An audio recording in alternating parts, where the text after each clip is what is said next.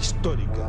Necesitamos un lugar de encuentro. Necesitamos un lugar para la familia boliviana, pero vemos violencia, racismo, conflictos, vemos mucha inestabilidad política. ¿Qué va a pasar el 5 de octubre? ¿Qué va a pasar el 3 con este debate presidencial? Hace pocas horas veíamos en Estados Unidos un debate entre Donald Trump y Joe Biden.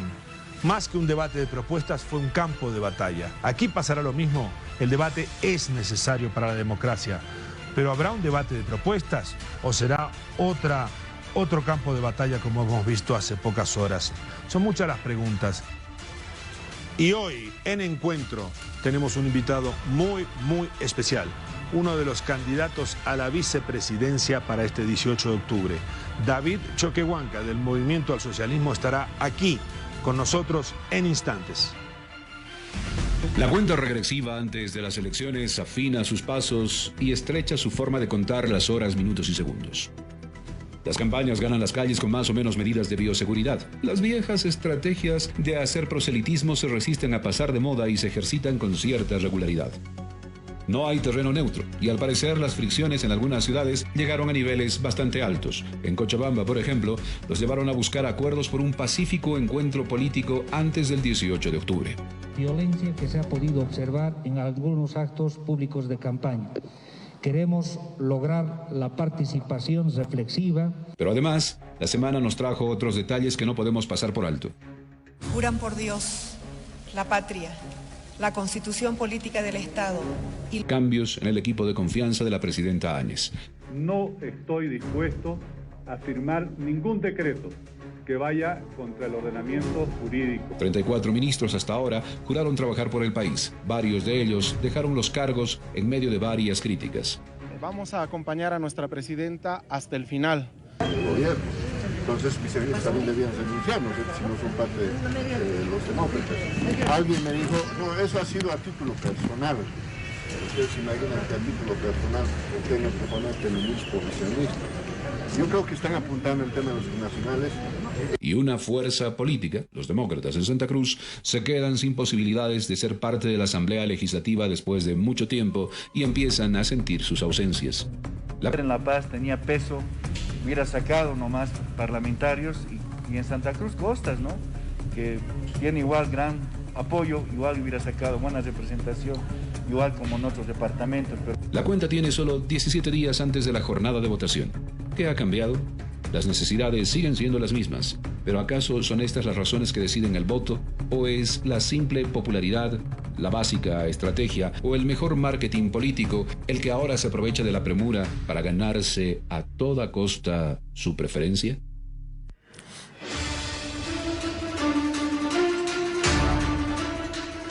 Muy buenas noches, estamos en Encuentro 2020, bienvenidos, tercer programa. Permítame tomarme un minutito por esa niña que quedó huérfana, que quería cambiar el mundo, ¿no? De 8 años, Mafalda Quino del Mar. ¿Qué te parece esa niña? Siempre disruptiva, siempre pertinente y siempre cuestionadora de su realidad, ¿no? Algo diferente que deberíamos aprender en política, no solamente para hacerla divertida, como decía un candidato, sino para marcar una huella en el presente que tenemos como país, como sociedad.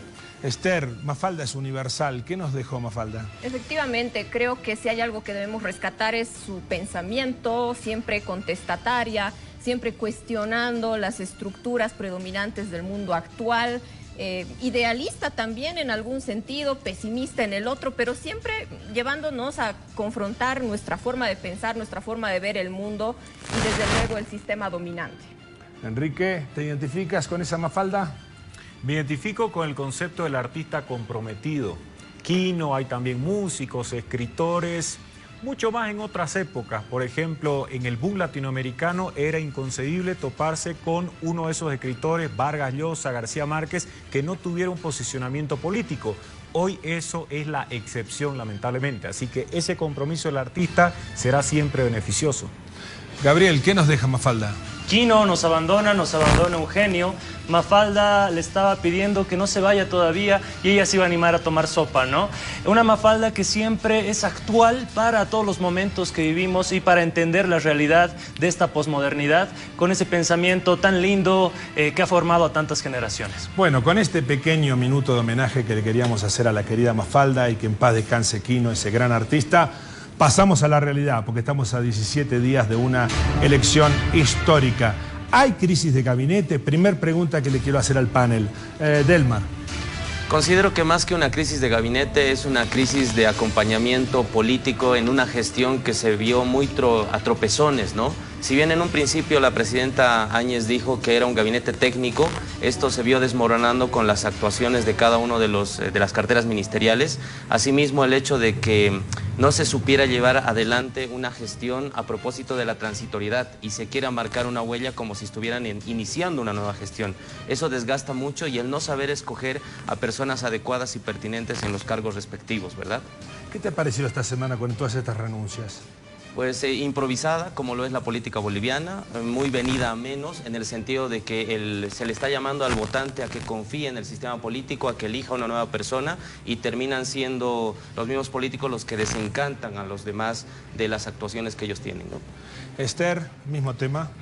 Se comprueba que el bloque republicano se encuentra altamente fragmentado, hay una crisis de gabinete. Al mismo tiempo se comprueba lo que ya decíamos hace tiempo, Murillo es quien está a la cabeza del gobierno actual y no la señora Yanine Áñez, no es precisamente la mujer quien está gobernando actualmente. Estamos en un momento de alta tensión, de alta fragmentación y en un clima de confrontación, además por los resultados de las últimas encuestas, que muestran grandes variaciones, el voto es volátil, la elección está abierta y como tú dices, todo puede cambiar. Profesor. A mí me gustaría sacar algo que ha sido subrayado por Esther, porque resulta que en ocasiones nosotros terminamos creyendo que lo negativo tiene que ver con el círculo palaciego. El presidente antes era alguien impecable, inmaculado, lo negativo pasaba por su ministro de Defensa o el ministro de Gobierno. Aparentemente hoy se nos presenta la idea de que quien gobierna solo es Murillo y la presidenta Yanine Áñez no tendría ninguna responsabilidad. Yo creo que todos tienen responsabilidad en mayor o menor grado y hay que dejar de lado a veces el mito del círculo palaciego, porque eso libera de responsabilidad a quienes tendrían que cargar con todo el peso que corresponda. Doctor. Bueno, ¿cómo leo esta coyuntura actual? Una crisis de gabinete autogestionada, me animo a decir. Yanine Áñez se deshace de los perfiles políticos débiles, se deshace de la gente débil dentro de su gabinete y arma un gabinete de guerra. ¿Por qué? Porque pone y le da mayor confianza a sus ministros duros de la línea radical. Hablo de Arturo Murillo, Prijic y hablo de Branko Marinkovic, que ahora se constituyen en los generales de ese gabinete de guerra que está armando Yanine Áñez, la antesala para algo más grande. Sí, permítanme decirle por un instante a la gente, a través de ATV Digital en Facebook ya pueden hacer preguntas. Vamos a tener en pocos minutos más un invitado de peso, David Choquehuanca va a estar aquí con nosotros, así que si quieren hacer una pregunta, algunas seguramente estaremos leyendo aquí en vivo. Y ahora retomamos la charla.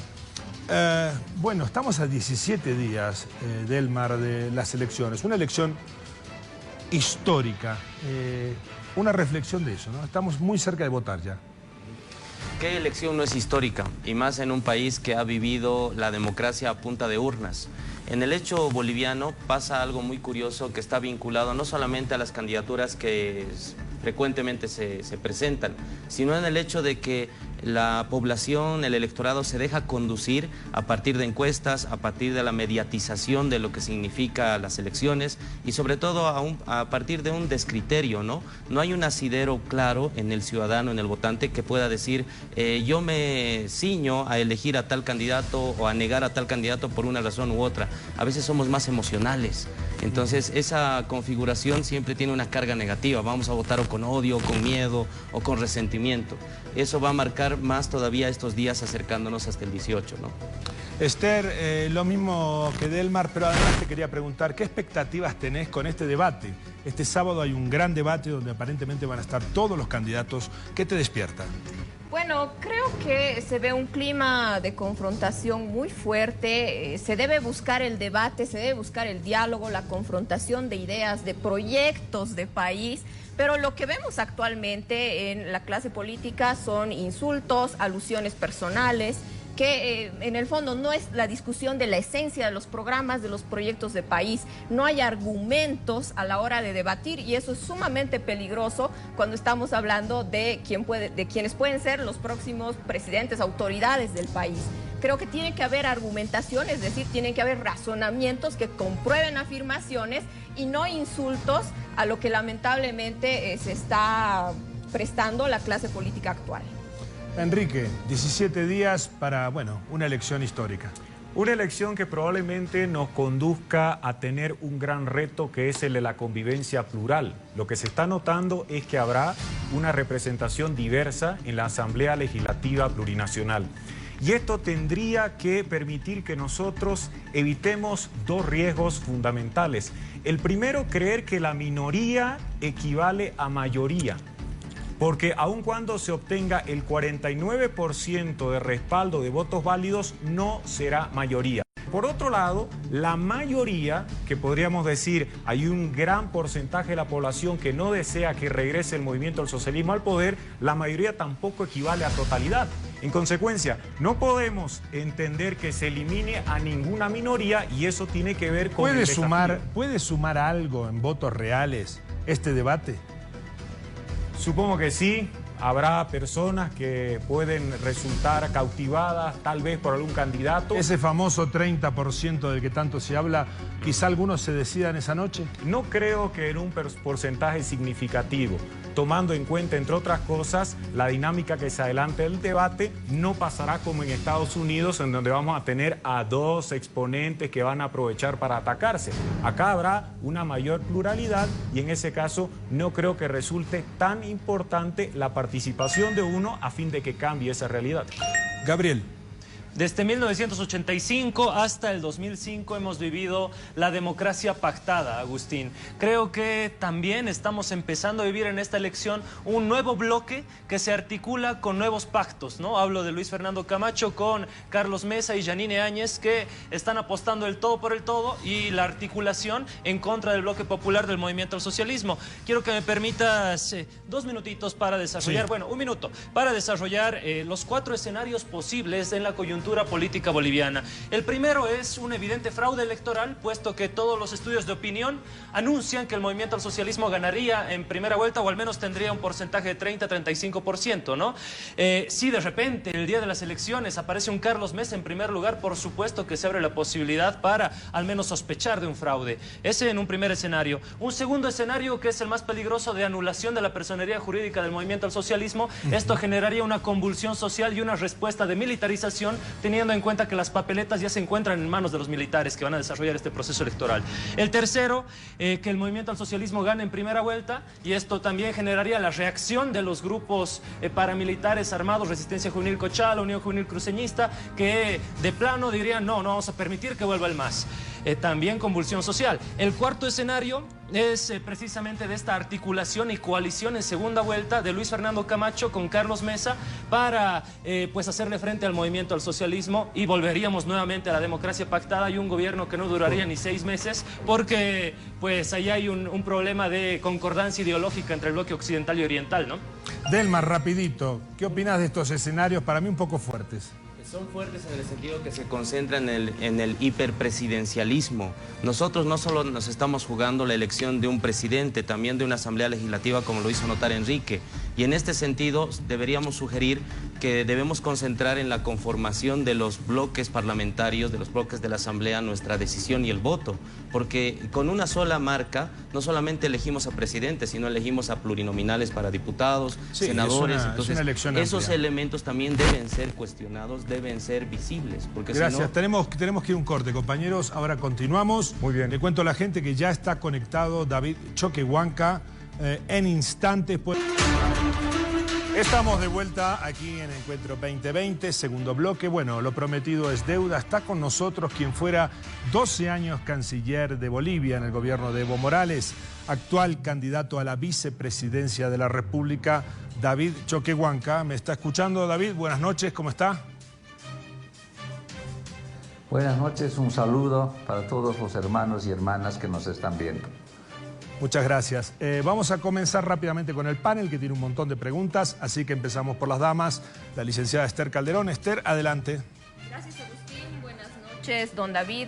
Quisiera preguntarle, usted frecuentemente en sus conferencias, en las entrevistas que ha estado realizando últimamente, menciona que es el pueblo el que tiene que gobernar, el que tiene que tomar las decisiones más importantes del país. En este sentido, yo quisiera preguntarle qué entiende usted por pueblo y si considera usted que el pueblo es infalible.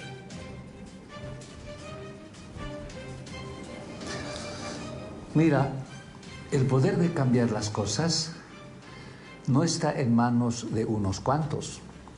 El poder de cambiar las cosas no está en manos del presidente, vicepresidente, senadores, diputados. El poder de cambiar las cosas está en manos de nuestros pueblos. Por eso necesitamos organizar a nuestros pueblos. Necesitamos fortalecer las organizaciones de nuestros pueblos. Nuestros pueblos son sabios. Los líderes están en la Asamblea Legislativa Plurinacional gracias a nuestros pueblos. Por eso es importante escuchar a nuestros pueblos, porque la última palabra tienen que tener nuestros pueblos, y los líderes y los dirigentes tienen que hacer lo que nuestros pueblos quieren. Ningún líder tiene que sentirse superior a su pueblo. Cuando un líder ya se siente superior a su pueblo, deja de ser. Nos debemos a nuestras organizaciones sociales, a nuestros pueblos. Son nuestros pueblos quienes generan la economía de nuestro país. Son nuestros pueblos quienes producen los alimentos que consumimos en las ciudades. Son nuestros pueblos quienes confeccionan las prendas de vestir. Gracias a ellos existe alimentos, existe comida, existen los edificios. Por eso nosotros tenemos que estar siempre al servicio de nuestros pueblos. Gracias, David. Delmar, adelante. Buenas noches, don David. Hay una pregunta que me ha surgido a mí a propósito de haberlo escuchado en otras entrevistas, donde usted menciona que a lo largo de su mandato como canciller, usted habría generado un muyu muy alto, sin embargo esto habría perjudicado a los intereses de otras personas cercanas al gobierno. En este sentido, ¿no sería una concepción muy andinocéntrica el hecho de plantearse una explicación de ese tipo ante lo que le pasó? ¿No sería más bien una idea de discurso integral lo que deberíamos plantear como un futuro vicepresidente? ¿Nos escucha, David? Sí. Mira, nosotros queremos volver a ser nuevamente.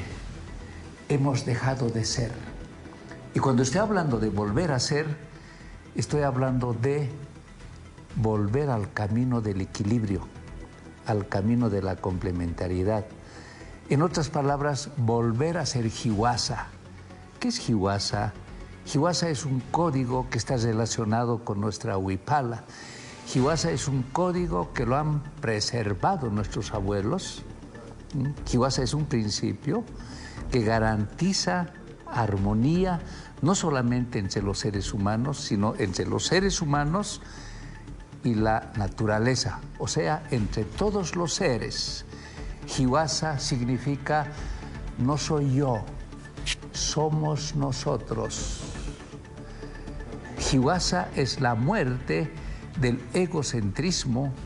Hiwasa es la muerte del antropocentrismo. Hiwasa es la muerte del eurocentrismo. Y no es andino solamente, sino es una propuesta que no tiene fronteras. La huipala no es de los aymaras, la huipala no es de los bolivianos, no es de los argentinos, no es de los japoneses. La huipala, nuestra huipala no tiene fronteras, así como Hiwasa no tiene fronteras. Hay algunos códigos, algunos principios que han preservado los aymaras, y empiezan a brotar estos códigos, estos principios, como la huipala. Primero han pensado que la huipala era una bandera, igual que cualquier otra bandera, y que era de los aymaras. Y los del Oriente no querían que se les imponga, ¿no?, este símbolo, este código de los aymaras, porque han pensado que era solamente de los aymaras. Los relacionaron con aymarocentrismo. Pero después, poco a poco, vamos investigando, ¿no? Primero decían Año Nuevo Aymara, ¿no?, que está relacionado con nuestra huipala. Y luego Año Nuevo Andino Amazónico. Y más tarde, Año Nuevo Andino Amazónico y Chaqueño. El Año Nuevo no es Año Nuevo Aymara, no es solamente andino amazónico. El Año Nuevo es de todo el hemisferio sur.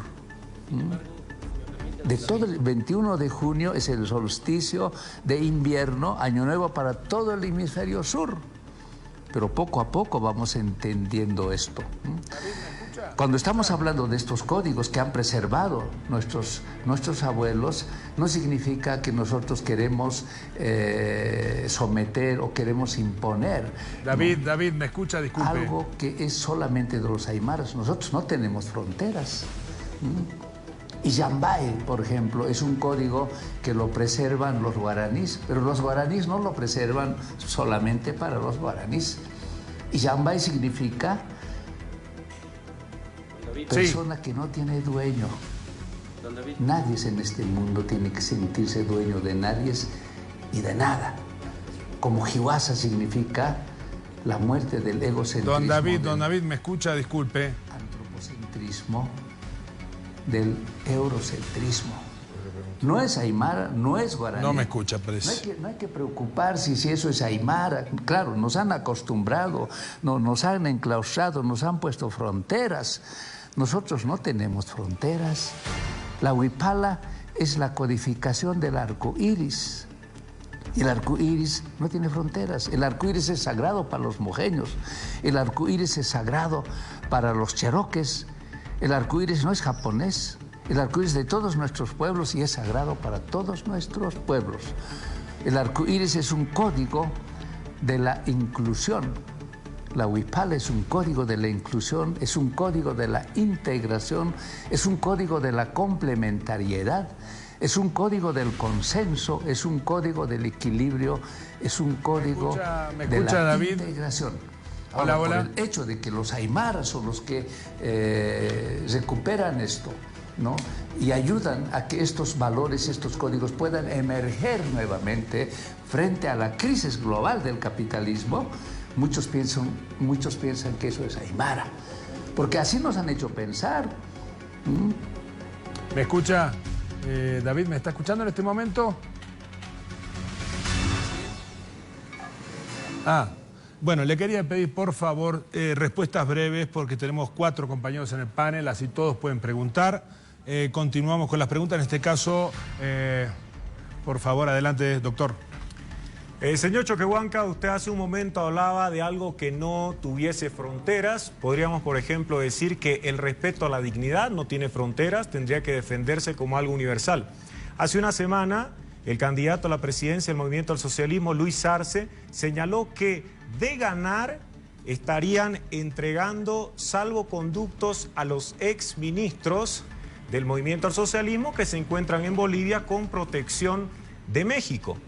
Sin embargo, yo recuerdo que durante 454 días el gobierno del Movimiento al Socialismo se opuso a dar salvoconducto al entonces senador Roger Pinto. Me gustaría que me explicara usted cómo entendemos este cambio de postura si supuestamente la dignidad no tiene color político y todos, en cumplimiento del derecho internacional público, cuando reciben un asilo diplomático, deberían recibir también ese salvoconducto. Por favor, 2 minutos para responder. Mira, primero que en democracia no deberían de haber perseguidos políticos. En democracia no deberían de haber asilados. En relación a la entrega de salvaconductos, tiene que estar enmarcado en la norma.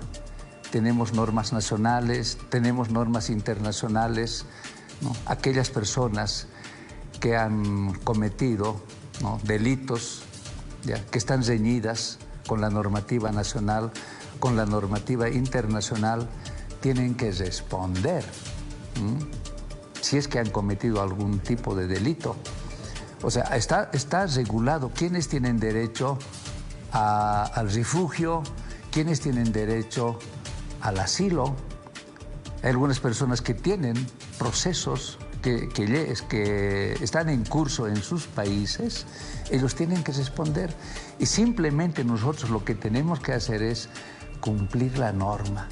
Los bolivianos tenemos que aprender a cumplir la norma y ningún poder tiene que estar subordinada, ¿no?, bajo otro poder. O sea, necesitamos construir nosotros institucionalidad. Pero ¿cuál era la diferencia poder puntual en el caso de Roger Pinto? Cada poder tiene que hacer su trabajo. ¿Cuál era la diferencia puntual? ¿Cuál es la diferencia entre Roger Pinto, que ha recibido un asilo de Brasil en su momento, con Juan Ramón Quintana, que ha recibido el asilo de México? Porque usted sabe muy bien que el asilo es una institución importante a nivel de la diplomacia latinoamericana, el asilo diplomático. ¿Por qué no se entregó a Roger Pinto y por qué están anunciando, sin revisar ningún proceso, que se iban a entregar a los exministros de Estado que tuvieron en su gobierno? Mira, cada estado, cuando alguien solicita refugio o asilo, necesita información. Habían procesos que estaban en curso en ese momento y los ministerios correspondientes han proporcionado toda la información y cada país analiza en base a esta información si uno es merecedor de refugio o asilo. Ahí interviene la justicia. En este momento yo no tengo el detalle, ¿no?, tanto del Roger como del Juan Ramón Quintana. No tengo el detalle. Tendríamos que ver, son archivos así grandes, ¿no? Son archivos que tienen muchas hojas. Tendríamos que entrar a analizar para tener información correcta. ¿Por qué en un momento determinado se tomó esta decisión y por qué en un momento determinado se tomó otra decisión? Y hay que analizar, no es igual. El caso del Juan Ramón no es lo mismo que el caso de Roger Pinto. Gracias, David. Vamos, por favor, con Gabriel Villalba y su pregunta. Askia Rumaquipa, Angilata David, Naya Gabriel Villalba.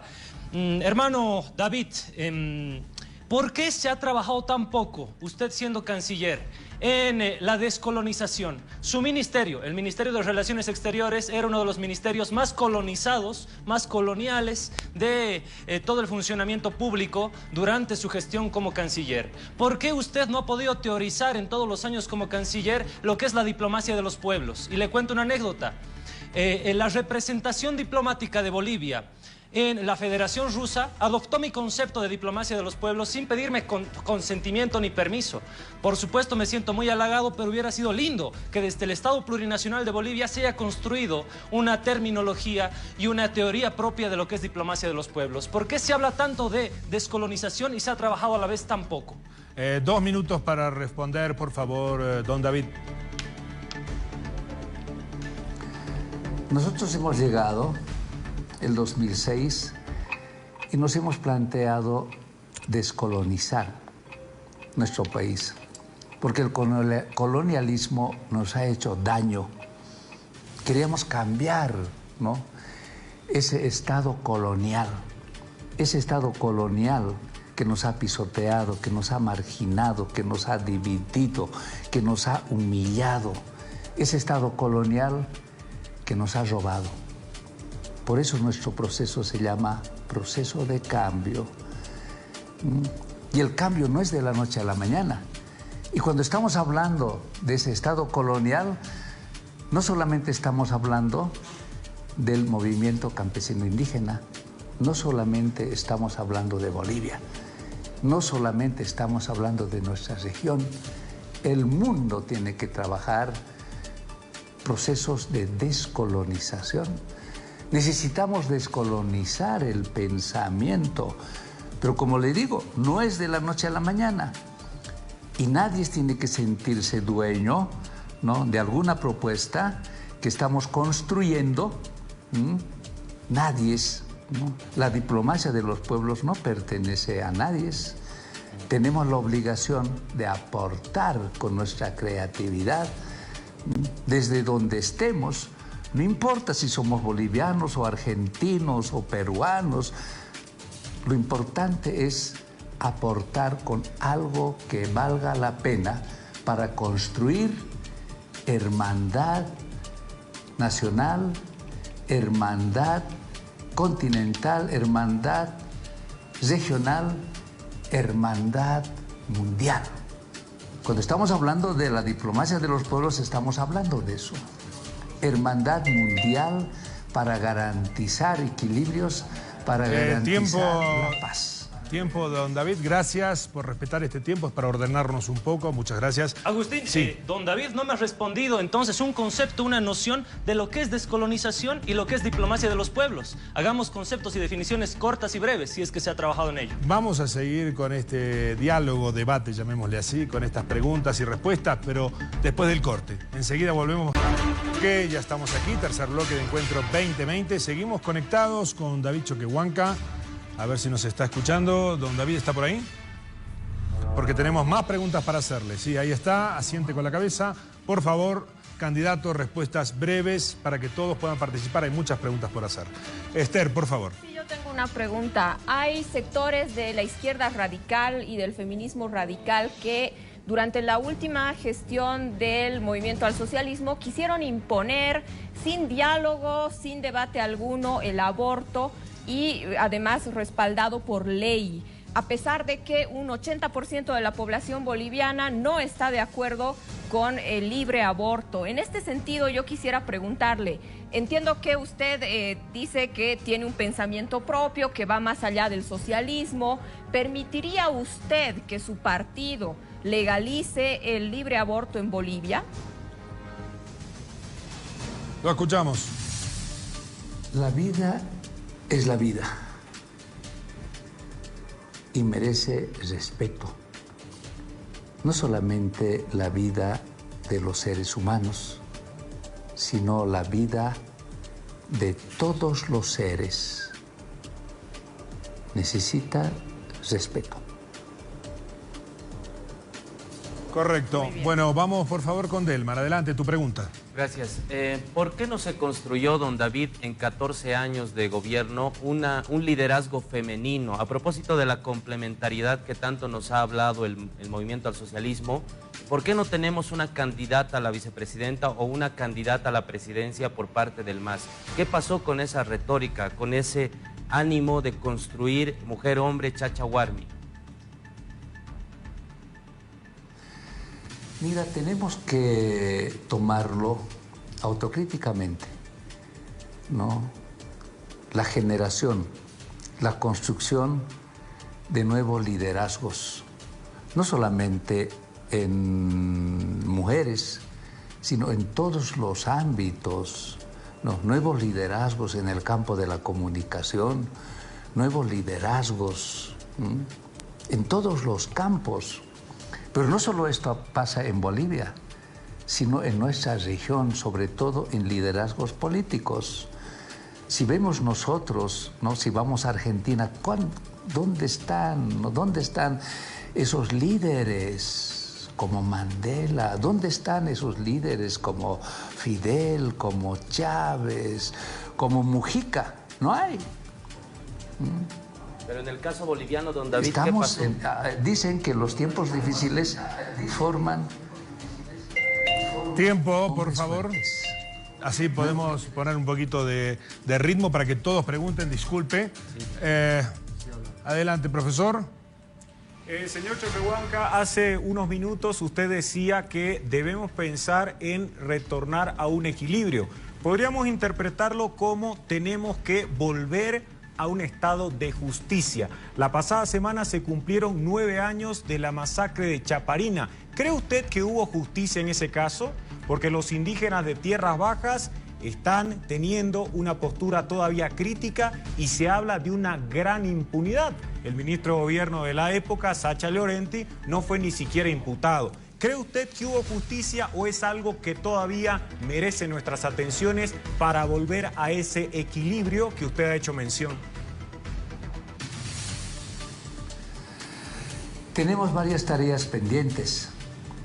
Una de las tareas pendientes es devolver la ética a la justicia, devolver la ética a la política. Tenemos que empezar a sanar. Tenemos que empezar a corregir los errores que hemos cometido y verdaderamente construir institucionalidad. Hace rato yo decía que lo que necesitamos en Bolivia es que ningún poder esté subordinada a otro poder. Tenemos varios desafíos. Y uno de ellos es cómo construir para que nuestro país se haga justicia. Entonces no se hizo justicia en ese caso. No se hizo justicia en ese caso. Yo no soy el que administra la justicia. Lo que estoy diciendo es de que tenemos que devolver la ética a la justicia. Si nosotros hacemos una encuesta a la población en las calles sobre justicia, ahí seguramente vamos a tener el resultado de cómo está nuestra justicia. Don David, mucha gente está hablando de justicia. Mucha gente dice que la justicia actual es una justicia masista. ¿Es así? ¿Es así? Bueno, se dicen muchas cosas sobre la justicia. Cuando digo que tenemos que devolverlo, la ética a la justicia, me refiero de que la justicia no está bien. ¿Y quiénes tienen que sanar? ¿Quiénes tienen que trabajar? ¿Quiénes tienen que devolverle la ética? Son los que administran la justicia. Gracias. Gabriel, por favor. Bueno, don David, en mi anterior pregunta no me pudo dar un concepto claro y concreto de lo que es descolonización, un concepto claro y concreto de lo que es diplomacia de los pueblos. Ahora le pido, por favor, conceptos claros y concretos de lo que es indigenismo y de lo que es indianismo, y a qué postura ideológica usted se adscribe. Bueno, me voy a someter al examen, a lo tradicional. Por favor. Descolonización es volver a revalorizarnos nosotros mismos, sentir orgullo de nosotros, recuperar nuestro amuyo, recuperar nuestro yuyay. Yuyay igual ideología. Tenemos ideología. Yuyay igual pensamiento propio. No necesitamos saber de otros lados. Amuyo igual ideología. Tenemos nuestra ideología. Tenemos pensamiento propio. Y la nueva sociedad o la nueva Bolivia tenemos que construir con ese pensamiento propio de hermandad, de complementariedad. Y la diplomacia de los pueblos no es dejar a unos cuantos que a nombre de puedan hablar en el contexto internacional. La diplomacia de los pueblos es construir puentes. Tiempo, puentes don David. Disculpe. Esther, te escuchamos. Sí, tengo una pregunta. Un error que cometió el movimiento al socialismo en las pasadas gestiones fue priorizar a los jóvenes con aval político, los recomendados, sin méritos, para asumir determinados cargos dentro del gobierno. Quisiera preguntarle qué propuestas específicas tiene usted para cambiar esta situación y considerar a los jóvenes con capacidad, profesionales, los mejores profesionales, para ser incluidos en su gestión de gobierno en caso de ganar las elecciones. Necesitamos despertar nuestro Cahuana. Cahuana es un código que han preservado nuestros ancestros. que está relacionada con nuestra huipala y que está relacionada con el vivir bien. Jahuana igual, mirar más allá de lo que nuestros ojos ven. Necesitamos salir de nuestro enclaustramiento, necesitamos salir de nuestras especificidades. Tenemos que aprender de otros países. Qatar es un país que va a buscar a los número unos de las mejores universidades del mundo, sin importar su filiación política o su fe religiosa. Y nosotros tenemos que aprender, no copiar. Gracias. Aprender. Y cuando hablamos con nuestro hermano Luis decimos, tenemos que convocar a los número uno de nuestras universidades, ya sean estatales o privadas. Gracias, candidato. Por favor, un momentito. Delmar, adelante. Gracias. Don David, mucho se ha hablado del conocimiento que tienen que tener los candidatos en los distintos escaños que están en juego. Uno de los mandatos más importantes que tenemos como ciudadanos y más todavía como candidatos es el que está establecido en el artículo 108, numeral 1, que nos dice, de la Constitución, obviamente, que nos dice conocer y hacer cumplir la Constitución y las leyes. En su caso, que se está postulando para vicepresidente, ¿cuáles son los 5 mandatos o atribuciones que tiene el cargo del vicepresidente en Bolivia, don David? Mira, no tengo en la memoria en este momento, ya, el vicepresidente tiene sus mandatos, está a la cabeza del Poder Legislativo y forma parte del Poder Legislativo. Necesitamos coadyuvar, ¿no?, para que nuestro poder órgano, la Asamblea Legislativa Plurinacional, pueda implementar normas, leyes, ¿no?, en función de los intereses nacionales. Uno de los desafíos, ¿no?, si es que yo llego a ser vicepresidente, es lograr que esta Asamblea Legislativa Plurinacional se ponga al servicio del país. Ellos ya van a ser elegidos por el pueblo boliviano, ya sean de uno o otro partido, pero ellos tienen que superar, no olvidarse, pero superar y ponerse al servicio de nuestro pueblo.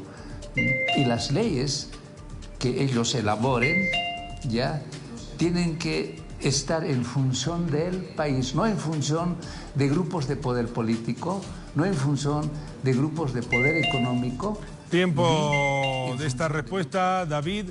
Voy a pedir también al director, por favor, si después me puede pasar alguna pregunta del público en la página de Facebook, ATV Digital, así también la gente puede participar. Gabriel, te escucho. Don David nos hablaba de la juventud, que los jóvenes tienen que empezar a empoderarse. Sin embargo, he sacado el promedio de las edades de los candidatos a diputados y senadores solamente del Departamento de La Paz, don David. ¿Sabe cuál es el promedio? 45 años de edad. De los más de 60 candidatos a diputados y senadores, solamente 2 candidatos son menores de 28 años. Como usted muy bien sabe, la ley 342 de la juventud nos especifica que en Bolivia se es joven de los 16 a los 28 años. ¿Por qué, si se habla de animar a la juventud, que participe la juventud, que necesitamos jóvenes, de los más de 60 candidatos solamente en La Paz, solamente de estos 60, 2 son jóvenes? ¿Por qué, don David? ¿Por qué tan poca oportunidad a la juventud? Si los jóvenes van a esperar que nosotros les digamos qué es lo que tienen que hacer, se van a hacer robar su presente los jóvenes.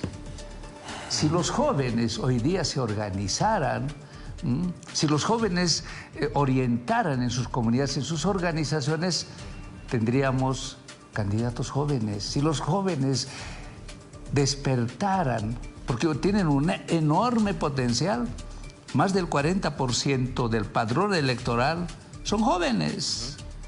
Si estos jóvenes se organizaron y no estarían peleando entre ellos, no se unieran y presentarían una alternativa, no solo electoral, al pueblo boliviano. Es que los jóvenes están esperando que las personas mayores nos les abran la puerta, que les den oportunidades. No es así. Los jóvenes tienen que organizarse, tienen que abrirse campo, tienen que asumir su responsabilidad. Si los jóvenes se unieran, ahorita tendríamos presidente joven, vicepresidente joven, asamblea joven, todo joven. Tiempo, candidato, disculpe, tenemos que hacer una breve pausa. Cuarto bloque, Encuentro 2020. Bueno, ahora vamos a hablar de propuestas. La gente quiere saber qué pasa con las propuestas. Bueno, este es el bloque para eso, con nuestro invitado, David Choquehuanca, que nos está escuchando correctamente, ¿verdad, David? Así es. Muy bien, gracias. Bueno, Esther, por favor, tema propuestas para todos. Adelante. Don David, sabemos en Bolivia que las Fuerzas Armadas y la policía son instituciones altamente corruptas, hay uso indebido de influencias, machismo. En ese sentido, quisiera preguntarle 2 medidas específicas que usted proponga para transformar la policía y las Fuerzas Armadas. Lo escuchamos. No solamente en las Fuerzas Armadas y la policía existe corrupción. Tenemos que aprender a encararlo de manera global, de manera integral. Si vamos a querer resolver, ¿no?, de manera parcializada, no vamos a resolver el problema de la corrupción. Necesitamos escucharnos todos. Necesitamos escuchar a los de la policía, necesitamos escuchar a las Fuerzas Armadas, como necesitamos escuchar a los jóvenes, como necesitamos escuchar a los campesinos y entre todos. Porque el problema de la corrupción en las Fuerzas Armadas no es un asunto solamente de las Fuerzas Armadas. El problema de la corrupción en la policía no es asunto solamente de la policía. Necesitamos sentarnos, necesitamos escucharnos y trabajar políticas de largo aliento y resolver de manera integral. Necesitamos atacar el problema de la corrupción de manera global, de manera integral.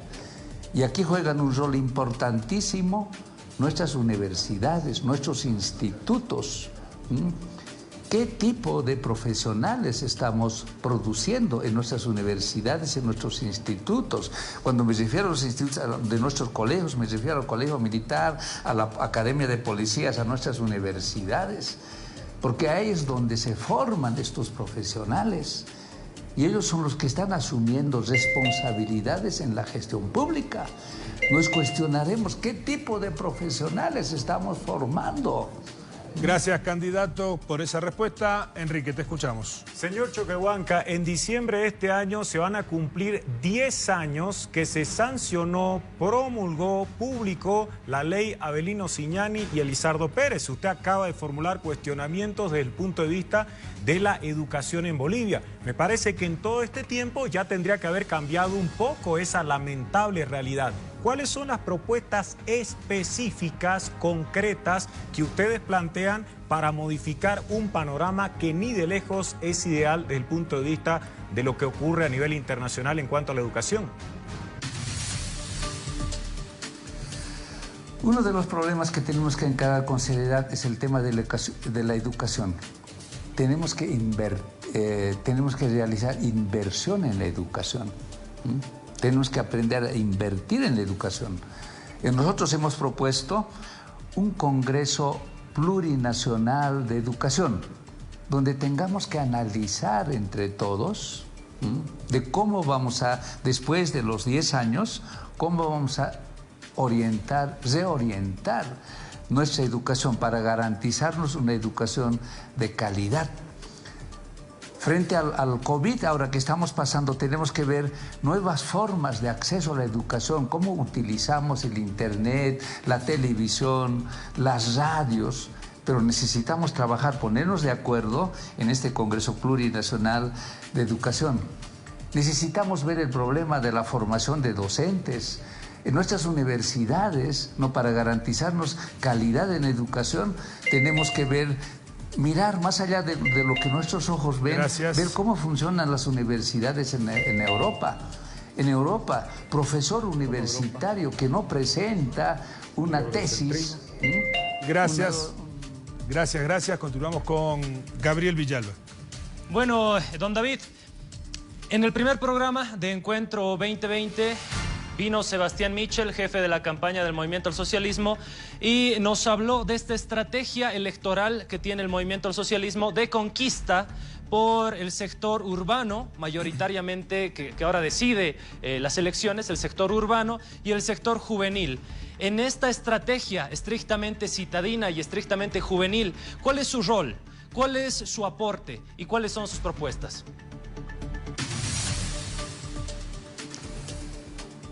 Lo que nosotros queremos es que los jóvenes, las ciudades, todos ellos, tengamos un horizonte de vida. ¿Cuál es el horizonte de vida de los jóvenes, de los de la ciudad? ¿Cuál es el horizonte de vida de los bolivianos? Necesitamos ponernos de acuerdo. El modelo de desarrollo occidental, capitalista, nos ha generado una serie de crisis, una crisis múltiple. Hoy vivimos las consecuencias de la aplicación de un modelo de desarrollo occidental que se ha implementado y que tenemos pobreza. Este modelo de desarrollo occidental capitalista está en crisis. Y frente a esta crisis global del capitalismo surge una alternativa también global que se llama el vivir bien. Y lo que nosotros buscamos, ¿no?, difundir en nuestras ciudades con nuestros jóvenes es esto que se está construyendo y está empezando a caminar en el mundo. Delmar, sí, por favor. Don David, a ratos me parece confusa un poco sus respuestas, porque algunas cosas usted dice no eurocentrismo, no es egocentrismo, y en algunos momentos cuando hablábamos de educación usted estaba haciendo referencia al hecho de que hay que mirar a Europa. Entonces creo que habría que ser un poquito más coherente en ese sentido, ¿no? Pero mi pregunta va respecto a la experiencia que tiene usted como canciller, haber nombrado a Jessica Jordan, haber nombrado a Pablo Grux, haber nombrado a Sacha Llorenti como parte de la representación diplomática, ¿no desprecia un poco a los estudiantes, a los profesionales en relaciones internacionales en el país? Y en este caso yo le digo a usted, en el caso de que virtualmente sea presidente Luis Arce y usted vicepresidente, una de las tareas del vicepresidente es acompañar en la política exterior del país. ¿A qué persona sugeriría para el cargo de canciller? Y por favor, le sugeriría que me dé un nombre, porque necesitamos respuestas específicas. Así como un elector le pregunto, ¿a quién sugeriría usted para que sea canciller de Bolivia? Y en su defecto también, ¿a quién pondría en el Ministerio de Educación? Un ministerio por demás vital. ¿Quieres respuesta específica? No tengo los nombres. Okay. Una sugerencia, alguna persona, entonces le cambio de pregunta, si no me va a dar la respuesta a eso. ¿Qué piensa usted que se debe hacer para mejorar la gestión en la política exterior del país? Para realmente hacerlo meritocrático y no así por compañeros del partido, y que esas personas representen dignamente al país. No solo es la meritocracia, sino el compromiso que tienen que tener con nuestra Bolivia los profesionales. Tenemos que institucionalizar no solamente la política exterior, hay un proceso de desinstitucionalización, no hay credibilidad en estos últimos tiempos a nuestras instituciones y tenemos que aprender de lo que estamos viviendo hoy día. Necesitamos institucionalizar nuestros ministerios, nuestras instituciones. ¿Y cómo medimos para que ese nuestra compromiso? Población pueda volver a creer en nuestras instituciones? Muy bien, David, lo escuchamos. Para ir cerrando este bloque, bueno, le pediríamos por favor, si quiere, en 2 minutos resumir las principales propuestas del Movimiento al Socialismo para esta elección. Lo escuchamos. Nuestro hermano Luis ha presentado esto de la industrialización con sustitución de importaciones. Este bolígrafo que tengo seguramente viene de Brasil. El jaboncillo que he usado esta mañana seguramente viene de Argentina. O el atún que nosotros hemos consumido esta mañana seguramente viene de Colombia. tenemos un enorme potencial nosotros, ¿no?, para producir. Nosotros mismos tenemos materia prima para todo. Entonces, una de las propuestas es industrialización con sustitución de importaciones. Nuestro hermano Luis ha presentado cómo podemos nosotros superar esta subvención que estamos realizando todos los años, que nos se presenta alrededor de $1.000 millones con esto del diésel. ¿Cómo podemos producir nosotros el combustible ecológico de segunda generación? Es otra de las propuestas. Fortalecimiento de la actividad agropecuaria. Uno de los problemas que vamos a encarar después del coronavirus va a ser el problema del hambre. Una pandemia del hambre. Si es que nosotros no tomamos medidas a tiempo. Hay la Organización Mundial que se dedica a esto ahorita, ¿no? Es ¿cómo se llama esta organización mundial? El otro día ha manifestado, ha expresado y ha compartido, si es que nosotros no tomamos medidas a tiempo, cada día en el mundo van a morir 300.000 personas cada día. Y tenemos que tomar medidas. Por eso es importante fortalecer la actividad agropecuaria para garantizar alimentos a nuestros pueblos. Por último... Luego está el plan maestro. Gracias. De la industrialización de nuestro litio. Y con soberanía.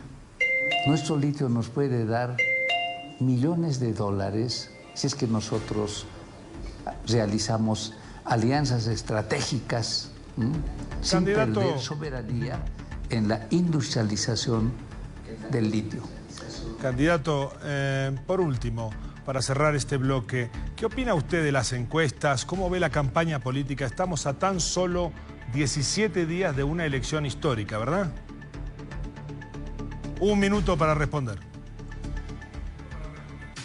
Así es. Nosotros estamos tranquilos, ¿no? Ya se está moviendo en el campo, en las ciudades, de nuestras organizaciones. Nuestro pueblo se está preparando para recuperar la democracia en las próximas elecciones. Se está preparando para garantizar una educación para nuestros hijos, para garantizar estabilidad. Nosotros tenemos propuestas, además tenemos un candidato que tiene experiencia, que nos ha mostrado de que podemos salir de esta crisis. El 2006, lo mismo, nosotros hemos recibido un país que estaba en crisis. Hemos podido salir adelante y estamos seguros que a la cabeza de nuestro hermano Luis, ¿no?, que es uno de los mejores economistas que tiene nuestra Bolivia, vamos a salir adelante. Gracias. Por último, 30 segundos si usted quiere dirigirse al país, a toda la gente que nos está viendo, a los que lo quieren, los que no lo quieren, a los que están indecisos, sus 30 segundos agradeciendo su presencia aquí en el programa. Mira, los bolivianos no podemos profundizar la polarización. Los bolivianos no podemos seguir dividiendo a nuestra Bolivia. Si nosotros dividimos a Bolivia, Bolivia pierde. Si dividimos a los urureños, Oruro pierde. Si dividimos a los aymaras perdemos. Es hora de trabajar la unidad de todos los bolivianos para que Bolivia salga adelante. Gracias, candidato. Bueno, hacemos una breve pausa. Le agradecemos nuevamente su presencia aquí en el programa y enseguida volvemos. Gracias. Y seguimos en Encuentro 2020. Nos quedan nada más que 3 minutitos, así que va a ser rápido esto, una ronda de conclusiones con nuestro panel. Empezamos por las damas. Esther, te escuchamos. Gracias. Bueno, brevemente para hablar un poco sobre lo que discutíamos al principio, creo que sí hay entornos palaciegos. Es académico discutir sobre si existe el mito o no existe. Hay acontecimientos que son factuales, que son reales, Y hay entornos palaciegos que han sido sumamente dañinos y que han distorsionado las buenas intenciones de los diferentes gobiernos, que han enceguecido a los presidentes, y por eso hay reclamos en relación al anterior gobierno y en relación a este gobierno. Y no lo digo yo, lo dice Óscar Ortiz, está en los periódicos a nivel nacional, las declaraciones en contra de Murillo, quien estaría de alguna manera acaparando las decisiones que se toma a nivel del gobierno. Entonces creo que hay que ver la realidad. Hay mitos, pero también hay acontecimientos que son factuales que no podemos dejar de considerar. Enrique, tus conclusiones. Sí, yo quiero subrayar algo relacionado con el señor David Choquehuanca. Me hubiese gustado preguntar algo de economía. Podría renunciar Arce y asumir el señor Choquehuanca. Sin embargo, él elogió la estrategia de industrialización y sustitución de importaciones. Un solo apunte profesoral. En 1943, Raúl Prebisch de la CEPAL habló de esa misma estrategia que fracasó y fue después criticada a fines de la década del 60 por intelectuales de izquierda. Yo creo que hace falta prepararse un poco más para asumir estos desafíos. Gracias. Gabriel, te escuchamos. Primero, resaltar que el señor David Choquehuanca, candidato a la vicepresidencia del MAS, haya estado acá. Se les ha hecho la misma invitación a los otros vicepresidenciables y se han negado a venir. Resaltar primero eso de don David Choquehuanca, ¿no? Evidentemente no es nuestra culpa que se le haya respondido... No todos se han negado a venir, ¿eh? Pero escúchame esto, ¿no? Esperemos que vengan también, a partir de lo que han visto van ahora, a venir, que por favor vengan, ¿no? Que busquen al canal también. Claro que van a venir, por supuesto. Bueno, ¿qué es lo que pasa? El vicepresidenciable, don David, mira, me has cortado, no me has dejado terminar. Déjame terminar. 10 segundos más, 10 segundos de prórroga. No es nuestra culpa que don David no haya respondido estas preguntas. Don David podía haberse lucido con las preguntas que le hemos hecho, pero lamentablemente ha primado mucho más su excesiva retórica propio de un filósofo, ¿no? Él es un tipo bien filosófico, ¿no? Excesiva retórica, no ha respondido concretamente y, bueno, no es nuestra culpa que no haya podido responder concretamente y que no se haya podido lucir en esta entrevista. Gracias, Gaby. Delmar. Esos artificios pseudofilosóficos tratan de maquillar aquello que sin vergüenza nos está diciendo que debemos olvidar. El hecho de que él y Luis Arce hayan pertenecido al entorno del movimiento al socialismo de Evo Morales, de lo cual se dijo deberían alejarse, pero no lo están haciendo, ni en el discurso, ni en el contenido, ni en el conocimiento. Un candidato que quiere ser vicepresidente debe demostrar conocimiento necesariamente. El ciudadano es sobre todo una persona exigente y así debe hacerlo si no lo es. Porque si no, no estamos hablando de verdades en términos electorales, sino solamente de mentiras disfrazadas de marketing. Gracias, Delmar, gracias a los que están en sus casas, gracias a todos. Nos vemos brevemente, creo que el domingo nos vemos, después me va a confirmar bien, aquí en Encuentro 2020 por ATV. No se pierdan el debate.